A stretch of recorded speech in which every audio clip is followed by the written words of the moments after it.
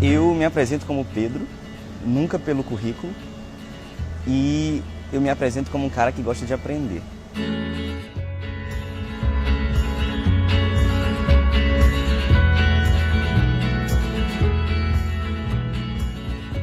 Eu gosto de conversar. A coisa que eu mais gosto do mundo é sentar, conversar com você e aprender com você. E se eu tiver alguma coisa para passar para você, melhor ainda. Porque as pessoas sempre só lembram dos êxitos, sempre me apresentam pelos êxitos, mas toda vez que ela está falando um êxito, eu lembro 3 fracassos aqui na minha mente, porque foram eles que me levaram adiante. Eu estudei no Instituto Dom Barreto, em Teresina, e o diretor da escola, o professor Marcílio, ele tem uma frase que me marcou muito, e ele falou: nunca queira ser melhor do que ninguém, mas dê o melhor de si mesmo. E essa frase foi toda a tônica da minha vida. Eu te confesso que eu nunca tive a intenção, ou o objetivo, ou uma obsessão de estar ali em primeiro. Tanto é que em algumas vezes eu estive em primeiro, e são essas vezes que se destacam, mas em 3 vezes mais vezes eu estive em último, eu estive reprovado, eu estive... É como eu te falei, as pessoas às vezes vão me apresentar e falam: foi o primeiro lugar na universidade, o primeiro lugar no concurso A, o primeiro lugar no concurso B, o terceiro lugar no concurso C, mas nunca elas me perguntam: em quais concursos você reprovou? O que me ajudou muito a um dia chegar em primeiro foi o fato de eu procurar aprender muito com essas reprovações. O segredo de qualquer êxito é o equilíbrio emocional. Eu diria que a parte técnica de conteúdo seria no máximo 50% do êxito.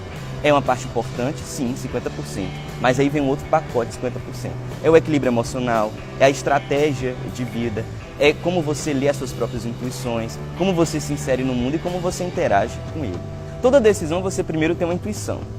Isso acontece com todo mundo. A neurociência já provou isso. Você tem uma intuição inicial e você tem que testar aquela intuição. Eu comecei a faculdade de Direito e procurei ter o máximo de experiências possíveis e experiências multidisciplinares. Comecei estagiando no escritório de advocacia, depois surgiram alguns concursos para servidor de alguns tribunais, de algumas instituições eu fiz. Trabalhei como servidor do Ministério Público Federal e ali tive uma outra visão.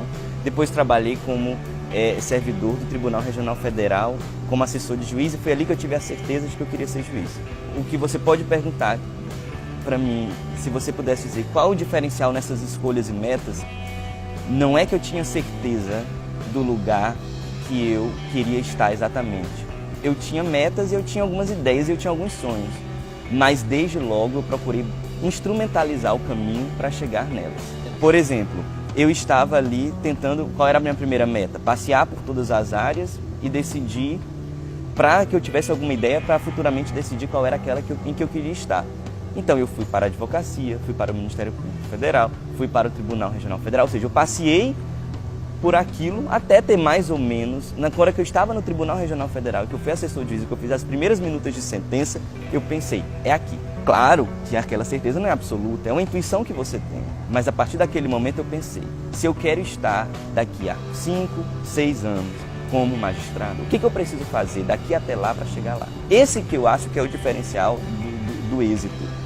É você não esperar o momento exato. Eu vejo alguns colegas, alguns estudantes que falam: eu quero ser juiz daqui a 5 anos, mas eu vou me formar, e aí eu vou ter algumas experiências, e depois de uns 3 anos eu vou começar a estudar, e depois que eu começar a estudar, depois de uns 3 anos eu começo a fazer o concurso.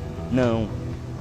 Você tem que perguntar: quais as experiências que a vida pode me trazer daqui até lá, que vão me ajudar a passar no concurso. Porque passar no concurso não é só uma prova.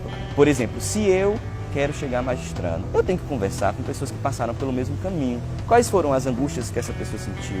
Quais foram os planos que essa pessoa teve? Qual foi o caminho do processo para chegar à magistratura? Quais concursos que ela indicaria para eu fazer antes? Ou seja, eu tinha as minhas referências.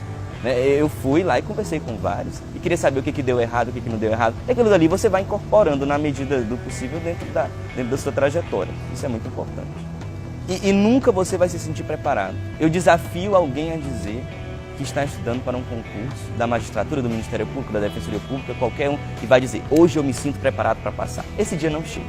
O que vai acontecer é que você vai começar a fazer provas, sua pontuação vai aumentando paulatinamente, você vai adquirir aquela experiência de estudo e vai chegar um momento em que você vai tirar nota de corte. Eu estava indo fazer a prova oral de um juiz federal, indo para a prova pensando, se cair isso eu não vou saber. É um profundo e constante exercício de autorreflexão e de autocrítica. É você sempre se perguntar, ok, eu fiz assim dessa forma e deu certo, mas eu estava mesmo certo?